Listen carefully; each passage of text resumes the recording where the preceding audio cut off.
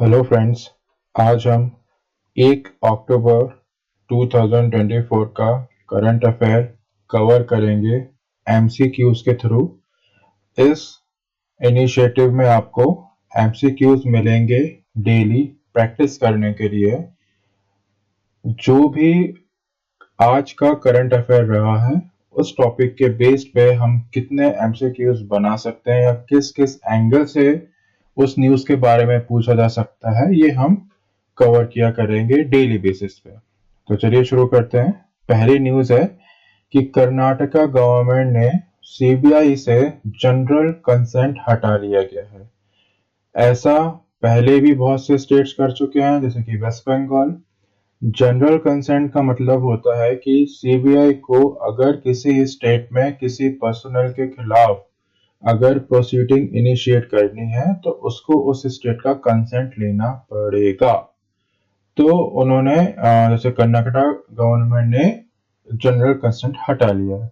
सिक्के के क्वेश्चन बन सकते हैं। सबसे पहले तो सीबीआई के बारे में कि तो सीबीआई किसके रिकमेंडेशन पर गठित हुई थी या स्टैब्लिश हुई थी। तो इसका आंसर रहेगा संथानम कमेटी।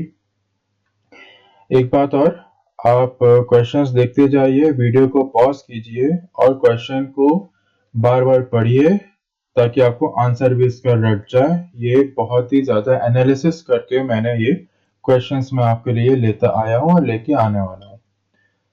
हमारा अगला क्वेश्चन रहेगा कि सीबीआई जो है किस एक्ट के थ्रू गवर्न होती है। तो इसका आंसर रहेगा Delhi special police establishment act 1946। ध्यान रखिएगा इसको। अगला क्वेश्चन रहेगा कि सुप्रीम कोर्ट ने किस केस में ये जो स्टेट्स अपना जनरल कंसेंट हटा ले रहे हैं उस चीज को वैलिड करार किया था, उस चीज को अपहोल्ड किया था कि हाँ स्टेट्स ऐसा कर सकते हैं। तो इसका आंसर रहेगा state of West Bengal versus union of India. 2024 का करंट केस है, इसलिए इंपॉर्टेंट भी है। अगला क्वेश्चन जो हमारा रहेगा कि ऐसी कौन सी एजेंसी है जिसको स्टेट्स में इन्वेस्टिगेशन इनिशिएट करने के लिए किसी भी तरह के कंसेंट की जरूरत नहीं है। तो उसका आंसर रहेगा नेशनल इन्वेस्टिगेशन एजेंसी यानी कि एनआईए। चलिए हम अगली न्यूज की तरफ चलेंगे। Ministry of health and family welfare release draft guidelines for passive euthanasia यानी कि निष्क्रिय इच्छा मृत्यु के बारे में ministry of health and family welfare ने कुछ गाइडलाइंस जारी की है। तो ये जो पैसिव यूथेनेशिया का जो मुद्दा है वो काफी टाइम से चर्चा में रहा है। अभी रिसेंट में भी एक सुसाइड पॉट के थ्रू किसी ने यूरोप में एक्टिव यूथेनेशिया के थ्रू अपना लाइक जान दे दी थी। तो इसलिए ये मुद्दा फिर से चर्चा में आ गया है। तो इससे हमारे क्या क्या क्वेश्चन बन सकते हैं, आइए जानते हैं। तो पहला तो यह है कि ऐसा कौन सा एक्ट है या आर्टिकल है कॉन्स्टिट्यूशन में जो कि पैसिव यूथेनेशिया की छूट देता है कि आप ऐसा कर सकते हैं। तो इसका आंसर रहेगा आर्टिकल 21। लाइफ से रिलेटेड जितने भी मुद्दे हैं वो जनरली आर्टिकल 21 में कवर किए हुए हैं। तो इसका आंसर आर्टिकल 21 दिया रहा है। राइट टू लाइफ भी आर्टिकल 21 का ही पार्ट है। तो right to take your own life या फिर पैसिव यूथेनेशिया, ये भी इसका पार्ट होगा। आइए अगला जो क्वेश्चन है कि who among the following can validate the decision made by the primary medical board for withdrawing life support। तो कौन डिसीजन ले सकता है। तो इसका आंसर जो रहेगा वो रहेगा सेकेंडरी मेडिकल बोर्ड। ये लाइक वैलिडेट कर सकता है इस डिसीजन को कि पीएमबी ने जो डिसीजन लिया है वो सही है कि नहीं है, उसको मतलब एक तरह से वैलिडेट कर सकता है सेकेंडरी मेडिकल बोर्ड। अगला क्वेश्चन रहेगा हमारा पैसिव यूथेनेशिया है क्या। तो इसका मतलब है निष्क्रिय इच्छा मृत्यु, यानी कि कोई पेशेंट जो है वो किसी एक्टिव लाइफ सपोर्ट सिस्टम से चल रहा है, उसकी जिंदगी चल रही है, उसकी सांसें चल रही हैं। आप क्या कर रहे हैं, आप बस वो जो ट्रीटमेंट है आप उसको हटा दे रहे हैं। तो उस मतलब कि फिर उसके पास सपोर्ट ही नहीं रहेगा तो वो जीवित कैसे रहेगा। इस तरीके से इसको हम बोलते हैं पैसिव तरीके से इथेनेशिया, लाइक विड्रॉ कर लेना।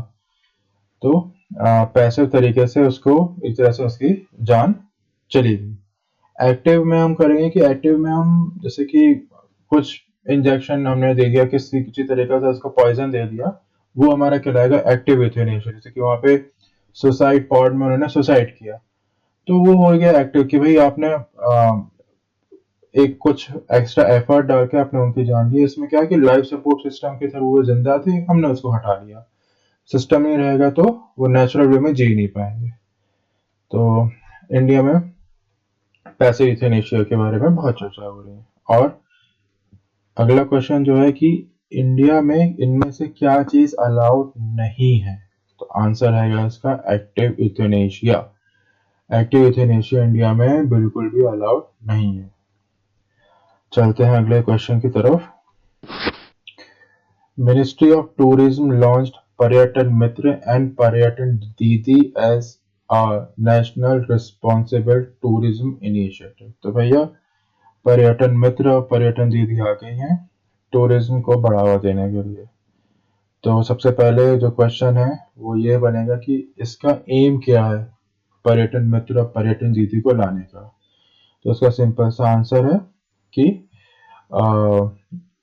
टूरिस्ट फ्रेंडली, जो एक तरह से हम कहेंगे कि जो कहानीकार होते हैं, जो एक तरह से जैसे फॉर एग्जांपल हम किसी टूरिंग प्लेस में जाते हैं तो अगर हम गाइड हम जनरली हायर करते हैं तो गाइड क्या करता है, हमको उस जगह के बारे में रोचक रोचक कहानियां बताता है, इतिहास बताता है, उसके कभी एक टाइम पे क्या सिग्निफिकेंस रही है, क्या इंटरेस्टिंग फैक्ट्स रहे हैं, क्या फोक टेल्स रही हैं, वो सब हमें बताता है। तो इस तरह का यही काम जो है पर्यटन मित्र और पर्यटन दीदी भी किया करेंगे।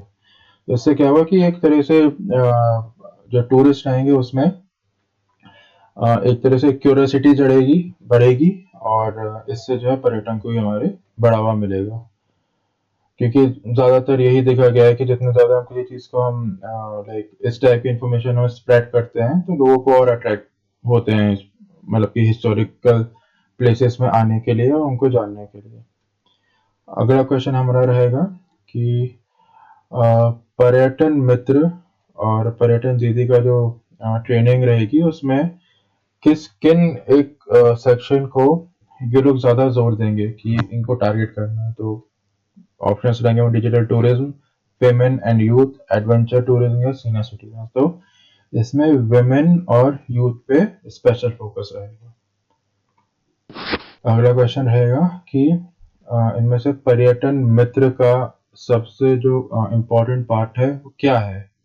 तो इसका रहेगा food and craft tours. Food and craft के बारे में ज़्यादा इनको ट्रेनिंग दी जाएगी, उनके हेरिटेज से रिलेटेड, फूड एंड क्राफ्ट के कल्चर से रिलेटेड। इस तरह से मतलब बिल्डिंग और पुराने मॉन्यूमेंट की जगह पे कल्चरल पार्ट को ज्यादा वो दिया जा रहा है कि हम क्या खाते पीते हैं, हमारे क्राफ्ट क्या है, उस चीज को लेकर। और अगला जो क्वेश्चन रहेगा वो बहुत ही सिंपल है कि पर्यटन मित्र और पर्यटन दीदी किस मिनिस्ट्री ने लॉन्च किया है। तो इसका आंसर रहेगा मिनिस्ट्री ऑफ टूरिज्म। ध्यान से देख लीजिए, ये जो क्वेश्चंस हैं ये बहुत इंपॉर्टेंट है। एक एक एंगल मैंने सोच सोच के मैंने किया किस तरह से क्वेश्चन पूछ सकता है, और जनरली एग्जाम्स में इसी तरह के क्वेश्चन देखे गए हैं। आप चाहें तो प्रीवियस ईयर क्वेश्चन उठा के देख लीजिएगा। अगला क्वेश्चन है हमारा कि the Pomai Naga tribe of Purul village of Manipur has banned hunting, trapping and killing of wild animals and birds within their territory। ये एक ट्राइब है जो कि मणिपुर और नागालैंड दोनों स्टेट में पाई जाती है, और इस ट्राइब ने हंटिंग यानी कि शिकारपना और किलिंग ऑफ वाइल्ड एनिमल और बर्ड्स को अपने टेरिटरी में लोगों ने बैन कर दिया है। आप जानते होंगे कि ट्राइबल पीपल होते हैं वो जंगल से कितने जुड़े रहते हैं। मोस्टली ट्राइबल पीपल में अभी भी ये प्रैक्टिस रहती है कि वो हंट करते हैं बर्ड्स का, एनिमल्स का अपने फूड के लिए, लेकिन ये चीज़ यूनिक की है कि एक ट्राइब ने ये चीज़ को ही बैन कर दिया गया है। तो ये एक ट्राइब जो होती है वो इम्पोर्टेंट हो जाती है, तो इसकी लोकेशन ज़रूर याद रख लीजिएगा और क्या किया है इन्होंने वो भी याद कर लीजिएगा। आइए हम क्वेश्चन देखते हैं कि सबसे पहले तो वही क्वेश्चन है कि पोमई ट्राइब ने क्या क्या बैन कर दिया है। तो सिंपल आंसर है इसका hunting, trapping, killing of wild animals. फिर उसके बाद ये जो ट्राइब है वो कहाँ पाई जाती है, तो आंसर आएगा मणिपुर और नागालैंड। पोमई नागा ट्राइब किस चीज के लिए जानी जाती है, तो इसका आंसर आएगा पॉटरी एंड सॉल्ट मेकिंग। ठीक है, मैक्सिमम जो अदर ट्राइब रहती हैं वो अपने bamboo craft, other type of craft, stone craft, textile के लिए जानी जाती हैं, पर ये जो है पॉटरी और सॉल्ट मेकिंग के लिए जानी जाती है, तो इसको ध्यान रखिएगा। अगला जो क्वेश्चन रहेगा कि वे कौन सी भाषा बोलते हैं, तो उसका आंसर रहेगा पोला। तो इसको भी ध्यान रखिएगा, इस तरह से हमारे 4 क्वेश्चन बन सकते हैं। अगला क्वेश्चन जो है वो रहेगा कि सॉरी, झारखंड हाई कोर्ट ने I don't know what is happening. Okay.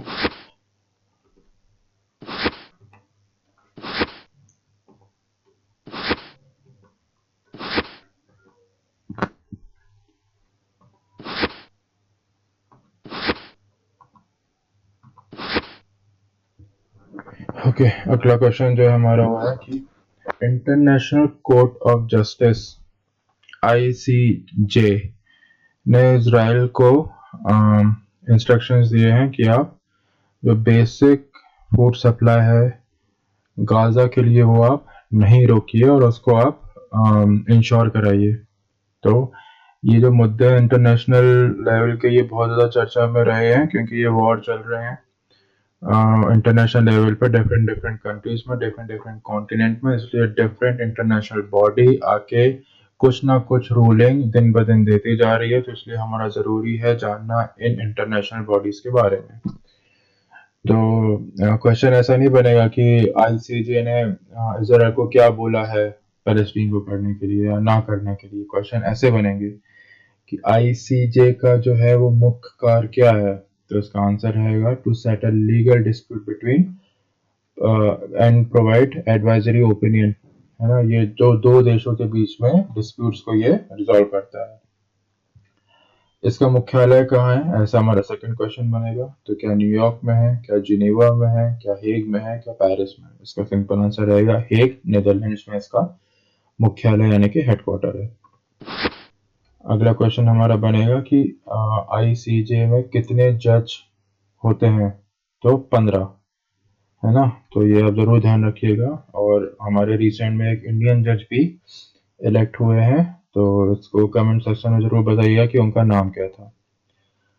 अगला जो क्वेश्चन रहेगा कि इंटरनेशनल कोर्ट ऑफ जस्टिस के जज कौन इलेक्ट करता है, तो इसका आंसर रहेगा UNGA एंड सिक्योरिटी काउंसिल यानी कि UNSC। तो यूनाइटेड नेशन जनरल असेंबली और यूनाइटेड नेशन सिक्योरिटी काउंसिल जो कि दो सबसे पावरफुल बॉडी मानी जाती है UN की, वहां से सेलेक्ट होकर यहाँ पे जज आके अपॉइंट होते हैं, ध्यान रखिएगा। अगले आज के हम न्यूज की तरफ चलेंगे कि रशिया ने यूक्रेन पे फिर अटैक किया है, उसके स्नेक आइलैंड पे अटैक किया है जिसको जिमिनी आइलैंड के नाम से भी जाना जाता है और ये ब्लैक सी में लोकेट है। अब ये बहुत इंपॉर्टेंट हो जाता है क्योंकि मिडिल ईस्ट से बहुत क्वेश्चंस आ रहे हैं और इतने पास पास कंट्रीज है, सीज हैं, डिफरेंट बाउंड्रीज है कि स्टूडेंट जो है वो कंफ्यूज हो जाते हैं, तो उनको मज़ा भी आता है पूछने में। तो अब हम ये जो क्वेश्चन है, तो इसका ये क्वेश्चन नहीं बनेगा कि रशिया ने किस यूक्रेन के कौन से आइलैंड पर अटैक किया, ये नहीं बनेगा। वो ये सब पूछेगा कि भाई इसकी लोकेशन कहाँ है, आजू बाजू कौन से माउंटेन है, क्या सी है, एक्सेट्रा एक्सेट्रा। तो हम देखते हैं क्वेश्चन के बारे में। तो कि यूक्रेन के ईस्ट में कौन सी कंट्री लोकेटेड है, तो इसका आंसर है रशिया। रशिया और यूक्रेन की जो पोजीशन है, लोकेशन है, उसको आप मैप बना के जरूर याद कीजिएगा।